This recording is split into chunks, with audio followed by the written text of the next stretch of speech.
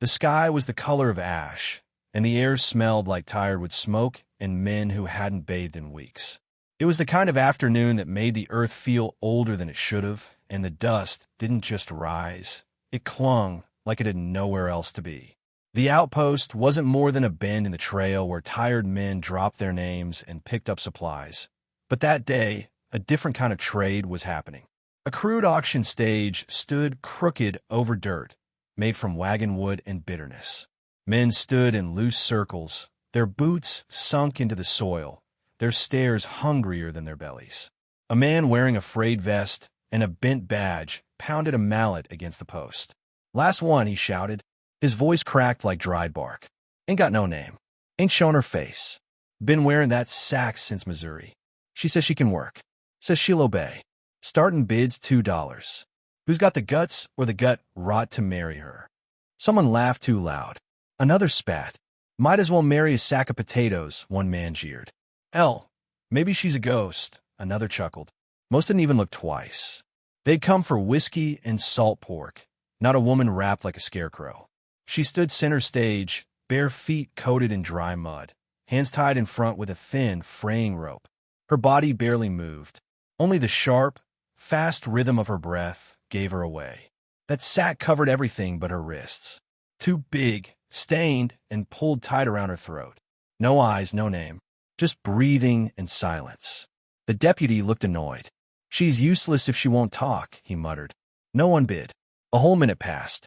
Then, slow as a falling leaf, the crowd shifted. Someone was walking forward.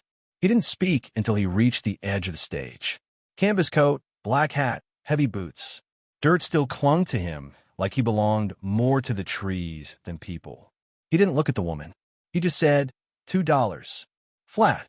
Calm. No excitement. Just a fact. "You sure, mister?" the deputy asked, narrowing his eyes. "You don't want to see what you're buying." "I said what I said." The crowd watched. No one laughed now.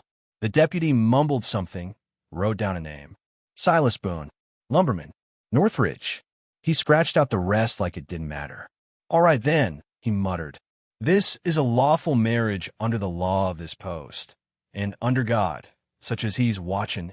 Silas signed. No hesitation. Then he looked at the woman, and his voice softened. "You're his wife now, miss. Say your name for the record." The sack shifted slightly. No words came at first. Then a whisper, so thin you had to lean close to catch it. "Annabelle Crow." Silas froze. Just a flicker. A moment. But something changed in his eyes. The name hung there, cold and strange like an echo from somewhere no one wanted to remember. He looked at her, at the sack, like it had started bleeding through time. But he didn't ask questions. He just stepped forward and gently took her by the arm. Not to pull, not to drag, just to guide. "You're safe now," he said, soft enough only she could hear. They left the stage. No one followed. No one clapped or spoke. The crowd went still like the story wasn't theirs to witness anymore. The trail led north, in a darker woods where the sun had a fight to break through the trees. Annabelle walked just behind him, still hidden under the sack, still silent. Her steps were light, careful. She adjusted the cloth only when the wind tugged at it. Silas didn't look back. He led an old mule packed with a few sacks of grain and a dented kettle. No words passed between them. By evening, they reached a cabin. It sat against a hill, quiet, worn solid. A pile of chopped wood leaned against the wall, and a crooked horseshoe hung above the doorframe. Silas opened the door and stood aside. "You pick where you stand," he said. "Ain't no one gonna place you now." She stepped inside slowly. She didn't take off the sack. She didn't touch anything. She walked to the far wall and crouched there, knees drawn up, hands resting still. Watching, breathing. Silas moved through the room without sound. He placed wood in the stove and lit a fire. He moved like a man who had done it every night the same way, even when there was no one to watch. The scent of cinnamon and salted broth rose into the cabin. He cooked without speaking, then set down 2 bowls. She didn't move. He sat at the table, ate slow, didn't look at her, didn't push. Minutes passed. Then, her voice, low and muffled, came from beneath the sack. "What is this?" He stirred his bowl. "Something I call last one standing. Used to make it for myself after hard days." A pause. Then, something close to a laugh, a breath more than sound. "I made it for two." Even when no one else was here, he added, "Set across for me. Just because." She turned slightly, just enough to glimpse the empty chair with the second bowl. He didn't explain further. She picked up the spoon, lifted it under the sack, and ate. Slowly, carefully. She didn't leave a drop. That night, she stayed crouched by the wall, knees tucked, eyes on the dying fire. But her hands didn't tremble anymore. Silas washed the bowls, dried them, and sat near the hearth. He didn't light a lantern. The fire was enough. His face caught the glow, and for a moment, something old moved behind his eyes. Not fear, not hope, memory. He had nearly died once in a snowstorm. Lost, leg twisted, ready to freeze. A stranger had saved him. A woman, her face hidden by a sack, her hands gentle but sure. She fed him bitter broth, wrapped his leg, never said her name. When he woke, she was gone, but she'd left a cloth stitched with purple flowers. He still carried it. And now, in this cabin, her voice had returned. Same sound, same quiet care. A ghost from a storm. But she wasn't a ghost anymore. She was sitting across from him, hidden but alive. And maybe, just maybe, she had come back on purpose. The morning light came slow through the trees, not bright but soft, like it was afraid to wake anyone too fast. Inside the cabin, the fire had gone low, just red glow and quiet snaps. Silas was already up. He didn't move loud, just added wood to the stove, poured water in the tin kettle, and stepped outside with a hand saw and oilcloth. Annabelle stayed by the wall, still in the same corner where she had slept. She hadn't taken the sack off during the night. She hadn't moved much at all, but her breathing was even now. She watched the fire without fear. The quiet had changed. Not peace yet, but something near it. Later, when the soup was warm and the morning had settled, Silas left a bowl on the table again. No words. She stood slowly and walked over, careful like a deer, still not sure if the clearing was safe. She didn't sit. She just stood and ate, holding the spoon under the cloth. Silas watched from the side, just enough to see her hands. They were steady. "I've got work," he said. "A little clearing near the ridge." She didn't ask where. She didn't nod, but she followed him outside. They didn't speak much on a trail, just the sound of boots over broken pine and the mule clicking behind them. The trees were tall here, older than the road, and the sun filtered in like stories that had been forgotten too long. It was quiet but not empty. At the clearing, Silas chopped wood. Not fast, not angry, just rhythm. He let her sit on a log nearby. She didn't try to help, and he didn't ask her to, but she watched. Every swing, every breath, every pause to wipe sweat from his brow. The sack still covered her face, but her eyes moved under it, watching, not hiding, just taking it in. By afternoon, they walked back. The path felt shorter, though no steps were skipped. When they reached the cabin again, she paused before going in. Silas noticed. She was looking at the woods behind the house. Just standing there, sack still tied around her neck, but her chin lifted a little. That night, after supper, Silas sat by the fire again. Annabelle stayed at the table, her bowl empty, her hands resting on the wood like she was trying to remember the shape of stillness. She finally spoke. "You remember things different when no one else is around." Silas looked over. "Yeah." Her fingers traced a line in the table. Like maybe they didn't happen. Or maybe they did, but not the way people said. He didn't rush her. "I saved a man once," she said. "He was lost. Hurt bad. Cold enough to die." Silas didn't speak. His hand froze over the firewood he was stacking. "I never told him my name. I didn't want him to know me. Didn't want him to owe me. I just wanted to disappear again." He turned, slow, met her gaze through the cloth. "I remember," he said. That was all. She stared at him. He saw the way her breath caught, the way her shoulders tensed like she was ready to run or break or scream. But she didn't. She just nodded once. "I thought maybe you didn't. I never forgot." She looked down at her lap. "You kept it?" she asked. He stood, crossed the room, reached in his coat, pulled out the small square of cloth with the purple flowers. Faded now, worn, but stitched with the same uneven thread. He placed it gently on the table in front of her. She didn't touch it right away, just looked, and then, with trembling hands, she lifted her veil just a little, just enough to press her fingers against her lips. She didn't cry, but her eyes glistened under the cloth. Later that night, she sat at the edge of the bed, sack in her lap. She untied it, looked at it, folded it once, then again, then laid it on the table beside the mirror she hadn't dared look into yet. Silas watched her from the doorway. "You don't have to hide here," he said. "I know," she whispered, "but I might not be ready to be seen either." "That's all right," he said. "You take your time." The next morning, she didn't wear the sack. She stepped outside without it. Her hair was pulled back, her face bare to the light. A long scar ran from her temple to her jaw. It wasn't fresh, but it was deep, curved like something had tried to tear her in half and failed. Silas saw her from the yard. He didn't flinch, didn't turn away. "You came out," he said.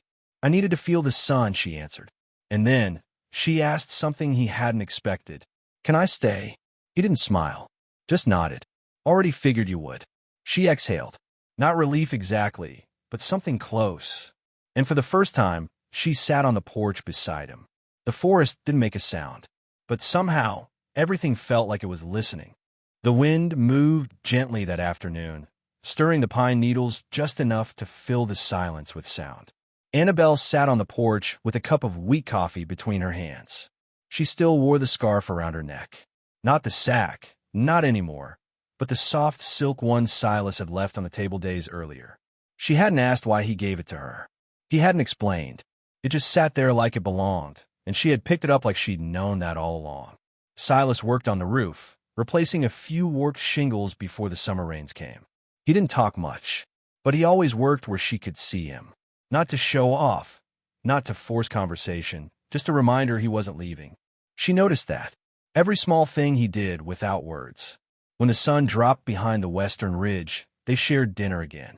No prayers, no traditions. Just the sound of spoons scraping with bowls and the fire popping between them. She asked a question that night. "Do you think people like me ever get clean starts?" Silas didn't answer right away. He wiped his mouth with a cloth, then leaned forward, elbows on his knees. "I don't think clean exists out here," he said. "Just real. Just honest." She thought about that. What if the real thing is ugly? He met her eyes. "Then it's still yours." She looked away, but not from shame. She just needed a second to hold that idea without it slipping. The days passed like slow water, quiet, steady. Each morning, Annabelle came outside without the sack. Her face no longer something to be feared or hidden. Some days, she helped around the cabin. Nothing big, just small things, sweeping the porch, stirring stew, folding linens that didn't really need folding.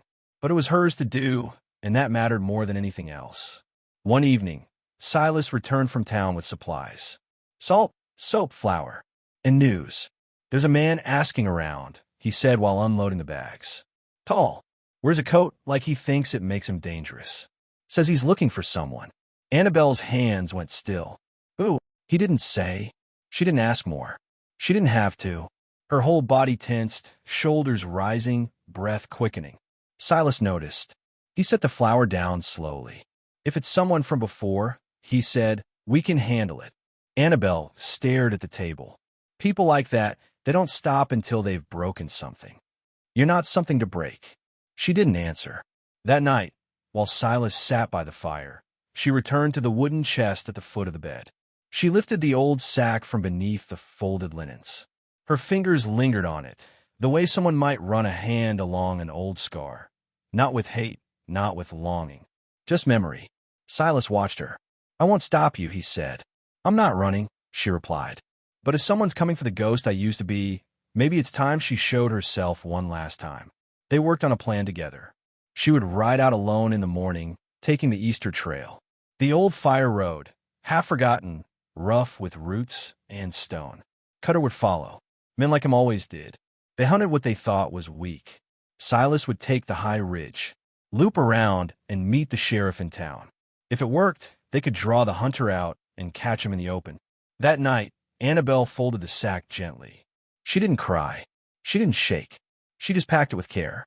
For the first time, she was choosing to wear it. Not because she had to, but because it was part of the fight. The next dawn came cold. Mist clung to the forest floor. Annabelle stood outside with the scarf wrapped around her neck and the old sack tied tight again around her head. Silas adjusted the saddle straps and handed her a canteen. "You ride slow until he sees you. Then lead him east." She nodded. He didn't hug her. Didn't need to. The weight between them wasn't light enough for simple gestures. But before she mounted the horse, she stopped. "If I don't come back, you will," he said. She looked at him, eyes sharp beneath the cloth.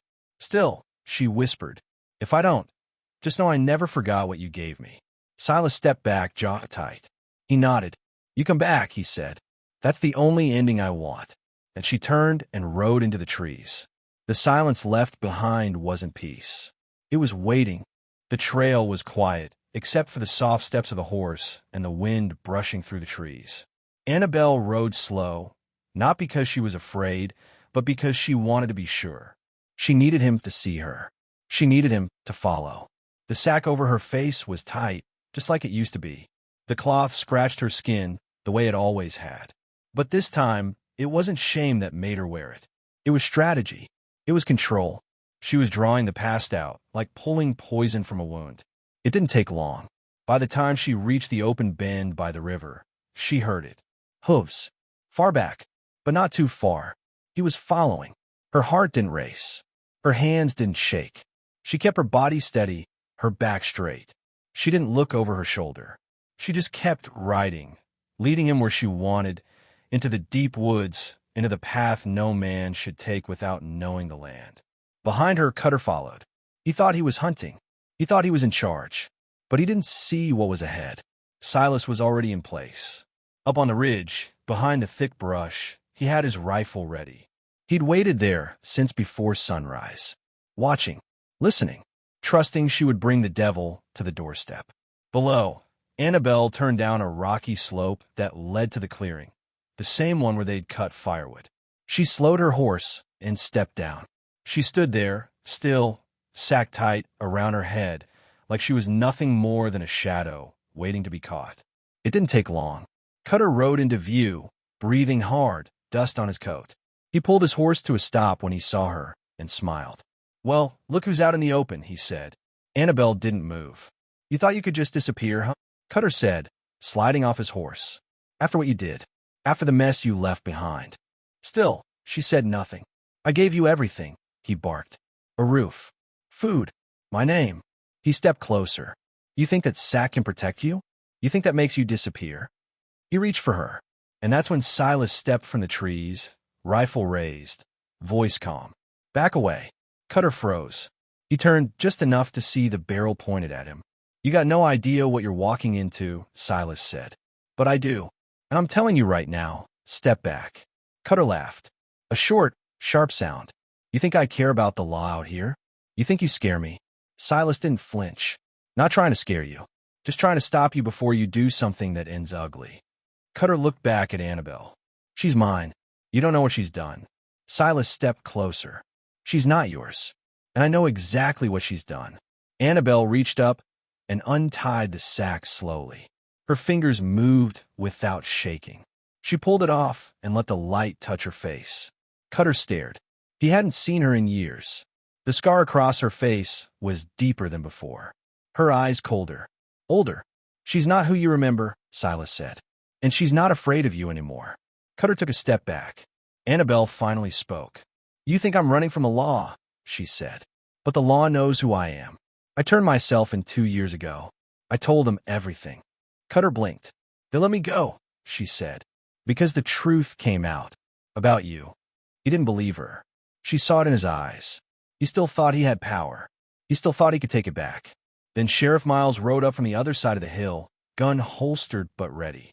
"I heard enough," the sheriff said. "We've been looking for you, Cutter.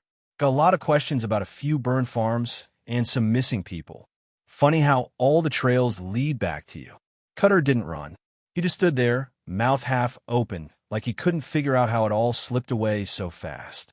He was arrested quietly. No fight, no shouting, just the creak of ropes and the sound of cuffs. After they were gone, Annabelle sat on the same log she had watched Silas chop wood from weeks before. Her hands rested in her lap, free of the sack, free of the weight. Silas sat beside her. He didn't speak right away. I thought it would feel different, she said. He looked at her. Killing him wouldn't have changed anything, she whispered. But watching him fall apart without a word, that's something else. Silas nodded. You did the hard thing, he said. I did what I had to. She looked at the sky. It was late afternoon now. The sun was low. Does it make me bad that I don't feel sorry for him? No, Silas said. It makes you honest. She let out a breath she didn't know she'd been holding. Then maybe I can start over now, she said. Silas stood. You already did. They walked home together. No one followed this time. Back at the cabin, the air felt warmer. The shadows that used to crawl along the walls now seemed softer, less like ghosts and more like memories that had been understood. The forest around them was quiet but alive, birds chattering gently in the branches, wind weaving through pine needles like a whisper too tired to carry secrets anymore. Annabelle stood by the wooden steps, looking out at the trees. She held the folded sack in her hands, the same one she'd worn through so many miles, through shame, through fear, through silence. Now it was clean, washed, dried, the threads almost soft from time. Silas walked up behind her. He didn't speak, just stood beside her, close enough for her to feel, but not enough to press. He knew she needed space to decide. She turned to him slowly and handed him the sack. I don't want to burn it, she said. It's part of me now, not because of what it was, but because of what it helped me become. Silas nodded. They didn't need many words between them. He understood. Later that night, while Silas stirred the fire and prepared a simple supper, Annabelle sat at the table, looking at the mirror. It was the same mirror he had left for her months ago, the one that first showed her face without fear. Her reflection looked back, tired but calm. The scar still ran down her cheek, unchanged, but now it wasn't what her eyes saw first. She tied her hair back, not to cover it, just because she wanted to feel the air on her skin. She folded the scarf he had given her and set it carefully beside the mirror. Not everything needed to be worn to have meaning. When Silas placed the bowls on the table, he sat down slowly, resting his hands on either side of the wood. His eyes met hers, and he spoke gently. Tomorrow, we go into town. Annabelle tilted her head slightly, curious but cautious. Why? He shrugged a little. Just a thought. Might be good for people to see you. Not hidden, not hunted, just here. Annabelle looked down at the bowl, her fingers circling the rim. I don't know if I'm ready. You don't have to be, he said. We don't go for them. We go for you. Just walk the street. Buy a spool of thread. Maybe a tin of sugar. She didn't answer right away. But the next morning, she put on her plain cotton dress, tied her boots, and combed her hair into a loose braid. She didn't reach for the scarf. She didn't need to. The sack remained in the drawer, folded like a chapter now closed. When they walked into town, some people looked. Some didn't. A few whispered, but none stepped forward. No one said anything cruel. At the general store, the woman behind the counter smiled and said hello. Annabelle picked out needles, sugar, and a bar of lye soap. When she placed the coins on the counter, her hands didn't shake. She looked the woman in the eye. Thank you, she said, and the woman simply smiled again. Come back any time. On the way back to the cabin, Silas didn't ask how it felt. He didn't need to, but Annabelle spoke anyway. I thought they'd stare more. People always stare when they're unsure, Silas said. But when you stand tall, most don't know what to do with their judgment. She thought about that. At home, she set the soap in the cupboard, the needles in her sewing kit, and the sugar on the shelf. Later that week, Mavis visited again. This time, she stayed longer, helped cook, told stories, even laughed. Annabelle sat beside her on the porch that evening, shelling beans into a wooden bowl. Mavis leaned back and looked at the trees. You ever think we'd end up here? She asked. No, Annabelle said quietly. But I'm glad we did. Silas brought out 2 cups of tea and placed them beside them. Mavis looked at Annabelle and smiled. You're stronger than anyone I ever met. Annabelle shook her head gently. I don't feel strong most days. Mavis tapped the edge of the bowl. That's the thing about strength. It's not loud. It's just steady. You kept walking even when the road wasn't fair. Annabelle let those words sit in the air a while. I used to think surviving was about hiding, she said. Now I think it's about showing up, even when it's hard. Silas came and sat beside her, stretching his legs out in the dirt. They watched the sky shift from soft gold to deep blue, the stars beginning to flicker above the trees. That night, for the first time in months, Annabelle dreamed. Not of fire or screaming, not of running or hiding, but of her hands stitching fabric by firelight, of laughter in the kitchen, of children's voices somewhere far off, and a voice that said, "You are not what they try to name you. You are what you decide to be." The days turned into weeks, and the silence around the cabin became a kind of peace. Annabelle began to rise before the sun, not because she was afraid, but because she liked the stillness. The way the world whispered instead of roared. She made bread. She stitched old clothes into new shapes. She watched the birds build nests and thought, even they start over when the season changes. Silas spent his mornings cutting wood or tending to the old fence that kept the deer out. Sometimes he spoke, sometimes not, but his presence was steady like the ground under her feet. He didn't ask for more than she could give. He didn't try to fix anything. He just stayed, and people came. Not many, not all at once. But word spread. A neighbor who needed help with a sick child came to ask for herbs. A widow stopped by to trade eggs for cloth. No one said the word hero. No one brought up the fire or the missing man. But they saw her, and they didn't look away. One evening, a boy about 10 years old wandered up the path, muddy boots and a torn shirt. He stood at the edge of the clearing, unsure. Annabelle stepped out quietly. "You lost." He didn't answer, just looked at her scar, then away. She knelt down. "It's all right. You can speak. My ma sent me," he said finally. "She said you know how to fix things. My sister's sick." Annabelle didn't hesitate. She grabbed her satchel and followed him back through the woods. When they arrived, the cabin was small and cold, the girl burning with fever. The mother stood wringing her hands. Annabelle took over. She boiled water, crushed herbs, whispered calm, and when the fever broke at dawn, the mother cried into her hands. "Thank you," she whispered. Annabelle touched her arm. "She'll be fine now. Just keep her cool and fed." They didn't offer money. They didn't need to. Gratitude filled the room like warmth. On the way back, the boy walked beside her, quiet for a while, then said, "People say you're scary."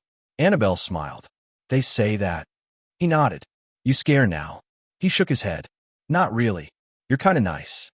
Just quiet." "That's fair," she said. That night, when she told Silas the story, he laughed, a low, warm sound she'd grown to like. They shared stew and listened to the crickets. The cabin wasn't just shelter anymore. It felt lived in, whole. But peace doesn't erase the past.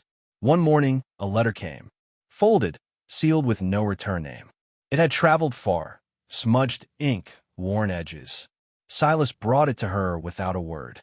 She opened it with steady hands. The handwriting was messy, rushed. "I don't know if you remember me. I was with him the night the barn burned. I didn't stop it. I should have. I've carried that for years. I heard you were still alive. I don't expect forgiveness, but I needed to tell you I know what he did. And I believe you." There was no signature. Annabelle stared at the paper for a long time. She didn't cry. Not right away. But something shifted. That night, she went outside and lit a small fire in the pit. She held the letter in her hands, then slowly fed it to the flames. She didn't burn it out of anger. She burned it to let go. Some ghosts don't need to be hunted. Some just need to be named and then released. Silas stepped up beside her. "You okay?" She nodded. "I think I'm finally not afraid of what comes next." He looked at her, the firelight dancing in his eyes. "Then maybe it's time to build something new." She turned to him. "What do you mean?" "I mean, this cabin doesn't have to be the end. Maybe it's the start. There's land, tools. We could build more. Maybe a small school. Maybe a place where others can come when they don't have anywhere else." She looked into the dark trees. "You think people would come?" "I think they already have," he said. Annabelle smiled, small, real. For the first time in years, she felt not just safe but useful, present, whole. They stayed by the fire until the embers cooled, talking plans, sharing dreams. And when the stars shifted overhead, Annabelle whispered something so soft even the trees had to lean in to hear. "I'm not who I used to be." And the wind, in its quiet reply, seemed to say, "Good. You were meant to be." Late that summer, the first sign of trouble came not with words but with silence. A rider passed the old trading post near the ridge. The man didn't speak much, just asked if anyone knew of a woman living deep in the woods, one with a scar. He left before the trader could ask questions. But the look in his eyes, it stuck. Cold, like someone looking for something to end. When the trader mentioned it to Silas the next week, his hands froze mid-cut over a log. What did he look like? Silas asked, voice low. Tall, dark jacket, wore gloves, even in the heat. Rode a gray horse. Didn't smile. Silas nodded once, then said no more. That evening, Annabelle saw the shift in him. He moved slower, more watchful. At dinner, he checked the windows twice before they sat down. She said nothing at first, but by the third night, she asked, "Who was he?" Silas didn't answer right away. Then, finally, "A man who don't care about the truth. Only the price." Annabelle's stomach tightened. "A bounty hunter?" He nodded. "I've heard of him. Name's Cutter. Mean. Quiet. Never lets go once he's locked in." "Does he know where I am?" "Not yet," he said. "But he's close." She stood up, pushing back the chair. Her hands trembled. "I can't do this again, Silas. I can't go back into hiding. You won't. But if he finds me, we won't wait for that." They sat together long after the candles burned low, planning. Not in panic, but with purpose. She was done running. This time they would face it. The plan was simple. Annabelle would leave early, wearing the old sack again, not out of shame, but strategy. She would ride through the East Trail alone, through the clearing where Cutter was likely watching. Meanwhile, Silas would take the ridge route and meet the sheriff in Milford, a town with law strong enough to hold someone like Cutter. It was dangerous. Cutter was fast, ruthless. If anything went wrong, "You sure about this?" Silas asked before dawn. Annabelle stood by the horse, sack tied loosely around her head. Her hands were steady. "I lived too long in silence. If this ends, it ends on my terms." She rode out before the sky turned pink. Cutter took the bait. She could feel it in the air, the way the wind behind her shifted. The crack of brush. She didn't turn. She kept riding. At the narrow pass, Cutter stepped out. Calm, confident, gun at his hip. "Miss Crow," he said, like her name was a secret he'd stolen. "You're coming with me." She stopped the horse but didn't get down. "Why?" He chuckled. "There's money on your head. Doesn't matter why. It just matters that I take you in." "I didn't kill him," she said softly. "Not my job to care." She reached slowly for something beneath her coat. "Don't," he warned, gun half raised. She pulled out a small piece of paper, an official letter. Sealed. Signed. Cutter took it. "What's this?" "Proof. Witness statement. Letter from the district judge. My name's cleared." He scanned the page, face unreadable. Then he smirked. "Don't change the price. Someone wants you gone, legal or not." That was when the voices came from the trees. "Hands up, Cutter." For rifles. Sheriff Rowe. 2 deputies. Silas behind them, face set like stone. Cutter didn't resist. He was too smart for that. He raised his hands, smiled like it was a game. "Fair enough," he said. "But this ain't over." The sheriff cuffed him. "For you, it is." Annabelle dismounted and walked to Silas. She didn't speak. She just leaned her forehead to his chest. He held her close. They rode back slowly, Cutter tied to his own horse, silence thick behind him. Back at the cabin, Annabelle untied the sack and folded it gently. "What do you do with it now?" Silas asked. She looked at it. "Keep it. As a memory. Not of fear, but of what I survived." He nodded. But the real surprise came 3 days later, when a knock came at the door. A woman stood there. Early 40s. Dark skin, worn dress. Her eyes uncertain, but familiar. "Mavis Green," she said quietly. "I used to work at the Ridley house." Annabelle froze. "I heard what happened," Mavis said. "I should have come sooner. I saw what he did. I heard you scream. I was scared." Annabelle didn't move. She just stared. "I can't undo what I didn't do," Mavis continued. "But I want to help now, if you'll let me." Later, over tea, Mavis recounted everything. Names, times, bruises, blood. She signed a sworn affidavit, hand shaking but firm. When it was done, Annabelle touched her hand. "You came," she whispered. "That's enough." And something in her heart began to settle, like a storm passing. Justice not from force, but truth. Autumn came with golden skies, and slow winds. The leaves turned amber, and the air carried that soft chill that made people gather close and speak gently. For the first time in years, Annabelle breathed without weight in her chest. The case was closed. Sheriff Rowe delivered the final word himself, a sealed document declaring her free of all charges. No trial, no more silence. Her name was no longer whispered in fear, but spoken with respect. She didn't cry when he handed it to her. But later, when she was alone by the creek, she read the words again and again. Not because she didn't believe them, but because she finally could. Silas built a new structure beside the cabin. Nothing fancy, 4 walls, a roof, a small sign. It read, Hollow Path Haven, a place for the lost, for the ones carrying stories too heavy to hold alone. People came, women, boys, men with quiet eyes, survivors. Some had bruises. Others carried their wounds in the way they walked, but didn't speak. And when they came, they didn't find a savior. They found someone who listened, who didn't flinch when the hard truths spilled out. Mavis stayed too. She took care of the garden, helped teach the children who came with their mothers. She laughed in the mornings and sang sometimes when she thought no one was listening. One day, Annabelle sat on the porch with a little girl curled up at her side. The child had been silent for weeks. That morning, she asked if Annabelle had been scared once. All the time, Annabelle said, but I kept walking anyway. Did it go away? No, but I stopped letting it decide who I am. The girl thought for a long moment. Then she smiled, small, crooked but real. That evening, Silas made dinner while the fire crackled low. The house smelled like rosemary and warmth. Annabelle wrote letters, one to the mayor's office thanking them for clearing her name, and another to a nearby town offering help if they ever needed a safe place for someone running from harm. She didn't write about pain or revenge.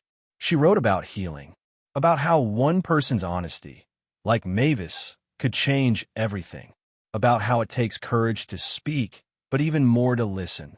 Later that night, as the moon rose and everyone settled in, Annabelle stepped outside, wrapped in a shawl.